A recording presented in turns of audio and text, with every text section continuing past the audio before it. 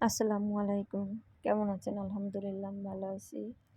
তো আজ এই যে একটা বিকাল, সুন্দর একটা বিকালে আমরা ঘুরতে চলে আসলাম মোহাম্মদপুর ব্রিজের এখানে বিকালের পরিবেশটা খুবই সুন্দর। এই যে আপনারা চাইলে ট্রলারে উঠতে পারেন, ঘুরতে পারেন। খুবই একটা মনোরম পরিবেশ। খুব সুন্দর সবাই বিকালে একটা খুব সুন্দর জায়গায় ঘুরতে পারে। এখানের যে খাওয়া-দাওয়াটাও খুবই ভালো। তো আমরা চলে আসছি আজকে খাওয়ার জন্য এখানে মূলত এই যে সবাই ট্রলারে উঠছে। তো খুবই সিনারিটা খুবই সুন্দর লাগতেছিল আমার কাছে।